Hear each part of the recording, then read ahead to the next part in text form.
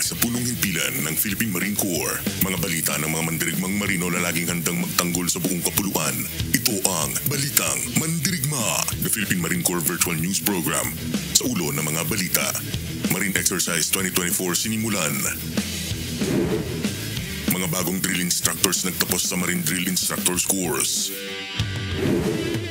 Kadete ng Philippine Military Academy nag-OJT ngayon sa Marine Basic School. Philippine Military Academy Class 2024 binisita ang mga Marines sa Palawan.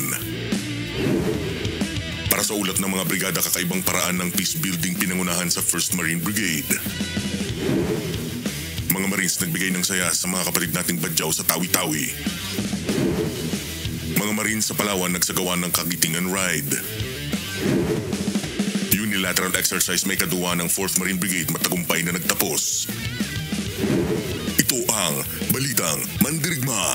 Ang inyong mga tagapagbalitang Mandirigma, Corporal MJ Hayay, Philippine Navy Marines, at 2nd Lieutenant Francis Gonzales, Philippine Navy Marines. Magandang araw. Ito ang mga balitang nakalap ng inyong mga tagapagbalitang Mandirigma mula sa Luzon, Visayas at Mindanao. 24 oras na laging handang magtanggol sa buong kapuluan. Mula sa tahanan ng The Most Ready Force, ang Philippine Marine Corps. Ako si Corporal MJ Hayay, Philippine Navy Marines. At ako si 2nd Lieutenant Francis Gonzales, Philippine Navy Marines. Ito ang Balitang Mandirigma. Binabati po namin ang ating mga kapatid na Muslim ng Eid Mubarak sa pagtatapos ng panahon ng Ramadan. Sa ulo ng mga balita, formal nang binuksan ang makasaysayang Marine Exercise 2024 o MAREX 24. Nito ika-8 ng Abril 2024. Ito ang kauna-unahang bilateral exercise sa pagitan ng Philippine Marine Corps at US Marine Corps na kasalukuyang isinasagawa sa Central Mindanao mula April 8 hanggang April 19, 2024. Dinalahan ito ng iba't ibang mga representante mula sa hanay ng iba't ibang organisasyon tulad ng Philippine Marine Corps, 1st Marine Expeditionary Force ng Estados Unidos, ang 64th Division Reconnaissance Company ng Philippine Army, Regional Mobile Force Battalion 14 ng Philippine National Police at ng mga Fleet Marine Reservists.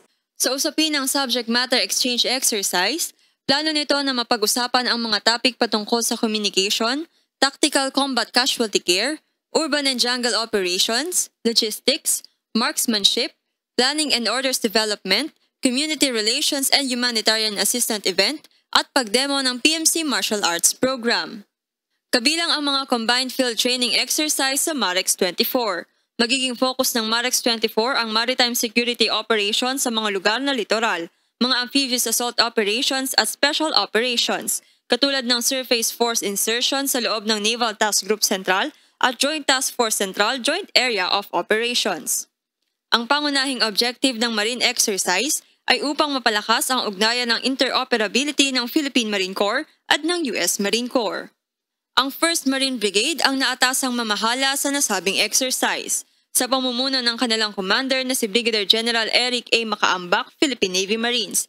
Inaasahang matagumpay na magtatapos ang makasaysayang bilateral exercise sa pagitan ng dalawang Marine Forces. Tuluyan ang nagtapos sa training ang 20 miyembro ng Marine Drill Instructor Course Class number 27.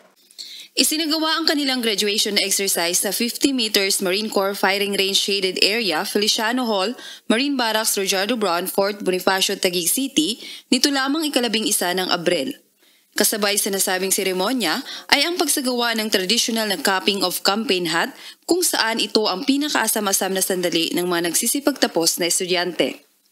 Dinaluhan ni Commandant Philippine Marine Corps Major General Arturo G. Rojas, Philippine Navy Marines, ang nasabing graduation exercise kung saan siya ang tumayong presiding officer. Ipinabatid ni Major General Rojas ang kanyang malugod na pagbati sa lahat ng mga nagsipagtapos. Inaasahan na sa pagtatapos ng mga pinakabagong Marine Drill Instructors sa training ay siya ring simula ng kanilang totoong trabaho. At ito ay bilang mga bagong tagapaghubog sa mga candidate soldiers. Mga kadete ng Philippine Military Academy naka-on-the-job training ngayon sa The Basic School, Ternate, Cavite. Nagbabalita mula sa The Basic School ng Philippine Marine Corps, naroon ang ating tagapagbalitang Mandirigma, si Corporal Chris Ivan Solmerano, Philippine Navy Marines. Andito tayo ngayon sa Force Reconnaissance Group Ternate, Cavite, kung saan nagaganap ang on-the-job training ng PMA Bagong Sinag Class 2024 sa Philippine Navy, partikular na sa Philippine Marine Corps. Sa nasabing on-the-job training ay nagkaroon ng mga briefing patungkol sa amphibious operations, armor infantry operations, fire support operations at maritime security operations. Upang mas tumatak at maging makabuluhan naman ang kanilang OJT, ay pinangunahan ng Force Reconnaissance Group ng Philippine Marine Corps ang isang squad demonstration, pagsasanay sa Pikiti Tertiakali, survival swimming at marksmanship training. Sa matagumpay na pagtatapos ng OJT, ay inasahang madala ng mga kadete ang kanilang natutunan at madagdagan pa ang mahikayat na magsilbi sa bayan. Inaasahang babalik ang mga kadete sa prestihiyosong paaralan ng Philippine Military Academy, bitbit ang mga kaalaman na ibinahagi ng Philippine Marine Corps. Mula dito sa The Basic School Ternate, Cavite, ako si Corporal Chris Ivan Solmirano, tagapagbalitang mandirigma ng Marine Corps Public Affairs Office, at ito ang Balitang Mandirigma. Philippine Military Academy Class 2024 bumisita sa kampo ng Philippine Marine Corps sa Palawan noong April 3, 2024. Bago ang nalalapit na pagtatapos ng PMA Class Bagong Sinag Class of 2024 Navy Group, ay binisita nila ang headquarters ng 3rd Marine Brigade sa Palawan na may layuning magkaroon ng insights ang mga batang kadete sa kung paano tumatakbo ang operasyon ng Corps sa Palawan. Naghanda ang unit ng Marines ng static display kung saan makikita ang iba't ibang equipment at assets ng brigade. Kasabay rin ito, nagsagawa rin ng briefing tungkol sa mga objective at mission, pati na rin ang mga kasalukuyang inisyatiba ng brigade ukol sa pagpapanatili ng seguridad at kapayapaan sa mga lugar na sakop ng Palawan. Naghanda ang unit ng Marines ng static display kung saan makikita ang iba't ibang equipment at assets ng brigade.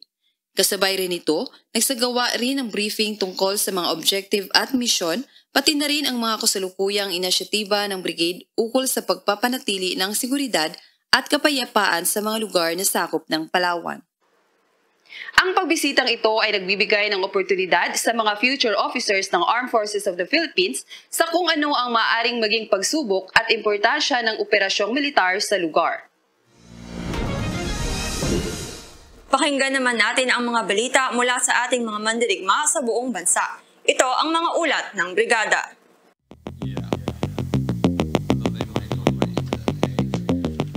Kakaibang paraan ng peace building pinangunahan ng 1st Marine Brigade. Ang balitang yan ihahatid sa atin ni Corporal Abel Robillos, Philippine Navy Marines. Pinangunahan ng 1st Marine Brigade ang pagsayos at paghahanda ng Madrasa Building sa Maguindanao del Norte sa pagbubukas ng klase ngayong buwan.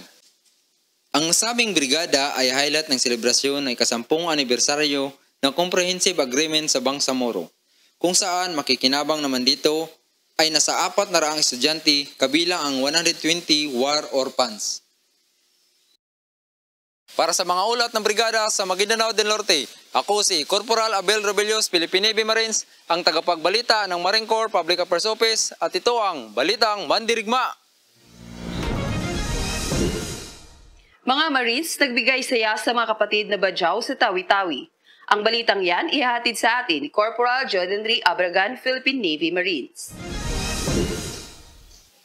Sa pamumuno ni Brigadier General Nestor E. Narag Jr., Philippine Navy Marines, nag-alay ang 2nd Marine Brigade ng libreng serbisyo, partikular na ang food feeding activity at gift giving para sa mga kababayan nating Badjao sa Badjao Village, Bungaw, Tawi-Tawi nito lamang 10 ng Abril. Bakas ang ngiti at tuwa ang dulot sa mga kababayan nating Badjao ng inisyatibang ito ng mga Marines. Maliban dito ay nagkaroon din ng information drive na may kinalaman sa mga paksa tungkol sa health at hygiene practices at pati na rin sa usaping may kinalaman sa environmental conservation. Ang nasabing aktibidad ay kasabay ng pagdiriwang ng Hari Raya Puasa ng mga kapatid nating Muslim sa probinsya. Ito rin ay bilang bahagi ng nalalapit na pagdiriwang ng ika-46 na anibersaryo ng 2nd Marine Brigade. Para sa mga ulat ng brigada sa Tawi-Tawi, ako si Corporal Jodenry Abragan, Philippine Navy Marines, ang tagapagbalitang mandirigma ng Marine Corps Public Affairs Office, at ito ang Balitang Mandirigma. Mga Marines sa Palawan, may kakaibang paraan ng pakikiisa sa araw ng Kagitingan. Kakasaka ba sa Kagitingan Ride mula sa Puerto Princesa City hanggang sa Quezon, Palawan? Sa pagdiriwang ng Araw ng Kagitingan, isang mapanghamong aktibidad ang sumubok sa lakas at determinasyon ng 3rd Marine Brigade sa pangunguna ni Brigadier General Antonio G. Mangoroban Jr., Philippine Navy Marines, ang commander ng 3rd Marine Brigade dito sa Puerto Princesa City, Palawan. Sa layong 164 kilometer, 50 bikers ang determinadong marating ang nasabing destinasyon sa kabila ng pagod at init ng panahon. Ang aktibidad na ito ay simbolo ng sakripisyo, katatagan at katapangan na nagsasalamin sa kagitingan ng ating mga kasundaluhan na nag-alay ng buhay upang maisakatuparan ang sinumpaang tungkulin para sa bayan. Masaya at may pagmamalaki nilang narating ang nasabing destinasyon. Mula dito sa 3rd Marine Brigade, ako si First Lieutenant Jenny May C. Ray, Philippine Navy Marines, ang inyong tagapagbalitang mandirigma ng Philippine Marine Corps.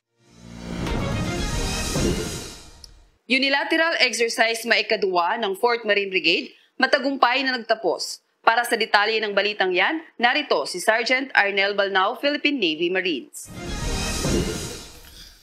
Imbagal daw yun dito amin ng Ilocos, mga Ilocanja. Ang pag-asa at pagsasanay, kaayahan ay importante para sa mga sundalo. Pinatunayan ng 4th Marine Brigade na isinagawa nilang unilateral exercise may kadwa. Ito ay nagbigay oportunidad para sukatin ang kahandaan at kapabilidad ng ating marino pagdating sa pagdepensa sa norte. Bukod dito, ang nasabing exercise ay sading panimula na darating na mas malaki pang pagsasanay na taunan ding isinagawa. Ang exercise balikatan na isa namang multilateral exercise na nagsimula ngayong buwan.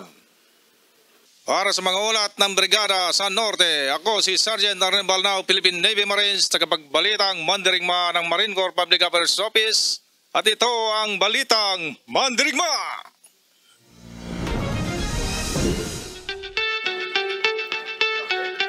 Alam niyo ba, nagdiriwang ngayong araw ang MBLT-5 ng kanilang ika-49th Activation Day. Ang MBLT-5 ay na-activate noong April 15 taong 1975 at si Lieutenant Colonel Romeo C. Daransyang ang pinakauna nitong commanding officer. Sila ay unang nakilahok sa amphibious exercise training kasama ng bansang Estados Unidos noong July 1975 sa Subic Bay, Zambales. Ang kanilang mga deployment ay sa Sulu, Tawi-Tawi, Palawan, Zamboanga City, Gingoog, Misamis Oriental, Davao del Norte at Davao Oriental, Aurora Province, upang sukpuin ang CPP-NPA, Zamboanga del Norte, Marawi City noong taong 2017, Sultan Kudarat at Maguindanao. Sa batalyon ding ito nagmula ang isa sa mga Valor Awardee na si Private First Class Henier Tinangag, Philippine Navy Marines. Siya ay nagpakita ng katungkulan sa bayan, kabayanihan at karangalan nung paulit-ulit niyang sinagip ang mga kasamahan hanggang siya ay malagutan ng hininga nung mapaengkwentro sila sa mga maote noong Marawi Siege. Patuloy pa rin pong tumatanggap ng mga aplikante ang Philippine Marine Corps. Para sa mga aplikante ng NOCC sa Cotabato City, ang inyong Philippine Marine Corps ay magbubukas ng APSAT schedule mula April 30 hanggang May 2 at susundan naman ang IQ at Neuro exam mula May 2 hanggang May 4. Maaari din kayong magtungo sa Philippine Marine Corps Recruitment Office na matatagpuan sa Marine Barracks, Williardo Brown, Fort Bonifacio, Taguig City. O kaya ay tumawag sa mga numerong naka-flash sa inyong mga screen. Huwag niyo rin pong kalimutan na i-like ang ating official Facebook page sa mga bagong kaganapan sa inyong Philippine Marine Corps.